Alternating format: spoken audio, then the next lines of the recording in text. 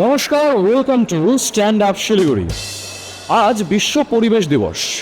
আমরা কিন্তু কম বেশি সবাই জানি যে এই দিনটাতে আমাদের কি কি করা উচিত বা প্রতিদিনই কি কি করা উচিত এই পরিবেশ নিয়ে।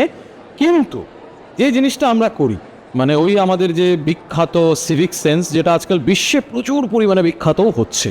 যাই হোক, তো আমরা যেগুলো যেগুলো করি, আমরা ডিগ্রিধারী শিক্ষিত মানুষরা, সেটা নিয়ে আজকে একটুখানি কথা বলবো। দুটো কথা।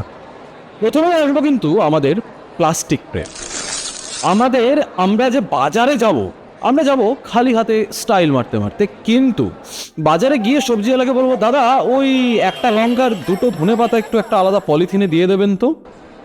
দরকার নেই কিন্তু পলিথিনটা এসে আমরা কি করব, বাড়িতে এনে সেই আদ্যিকালের সেই ডাইনোসরের যুগের একটা বিশাল বড় পলিথিন আছে, যেটার মধ্যে খুঁজলে কিন্তু এক দুটো ডিমও পাওয়া যেতে পারে ডাইনোসরের। যাই হোক, সেটার মধ্যে গুজে রেখে দেবো এবং ভাববো ফিউচারে কোনোদিনও কাজে লাগাবো। ওই ফিউচার আজ পর্যন্ত আসেনি, কোনোদিনও আসবেও না। যাই হোক, তো এই হচ্ছে আমাদের প্লাস্টিক প্রেম। তো অনেকজন আছেন দেখবেন, সকাল সকাল বেলা যে সময় ব্রাশটা করতে যাবেন, সে সময় ট্যাপটা একটু সুন্দর করে খুলে জলের শব্দ শুনবেন। ওই জলের শব্দ না শুনলে মনে হয় ওনাদের যেন সেই প্রেশারটা ঠিক মতন আসে না। যেমন ধরুন, এক আদিমকালে আমরা সেই নায়াগ্রা জলপ্রপাতের পাশে বসে প্রাতকৃত্য করতাম, সেই অভ্যাসটা রয়ে গেছেন আর কি। তো যাই হোক, বাথরুমে আর কোথায় থরি নায়াগ্রা জলপ্রপাত, তো সেখানে বাথরুমের ট্যাপের কল। পারলে চেষ্টা করবেন দাদা যে পরিবেশ দিবসে পোস্টটা শেয়ার করার সাথে ওই বাথরুমের ট্যাপের কলটা একটু বন্ধ রাখার। ভিডিও হতে পারে, বাধা বললে আবার একদম ঠিক ওই জেন্ডার অ্যাটাক হয়ে যাবে। আরেকটা জিনিস কি দেখবেন, যে যখনই গরম পড়ে, যেমন এখন দেখছেন এই ঘামছি লাইটের একদম গরমের আলোতে, তো যখনই গরম পড়ে তখন আমরা বলি ও বাবা কি গরম, আর রাস্তায় বেরোলে ও পড়ে গেলাম, কি রোদ, একেবারে কালো হয়ে গেলাম, ট্যান পড়ে গেল, হাজারটা কমপ্লেন। কিন্তু বাকি সময় যখন গায়ে রোদ লাগছে না, তখন গিয়ে কিন্তু আমরা গাছ লাগাবো।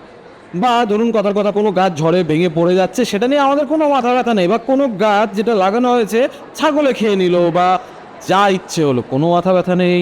এবং কিন্তু আমরা পরে ঠিকই কমপ্লেন করবো, উফ কি গরম। আর দুঃখের কথা, এই কমপ্লেনটাও গাছের ছায়া খুঁজতে খুঁজতে করবো, গাছের ছায়ায় দাঁড়িয়ে আর করতে পারছি না।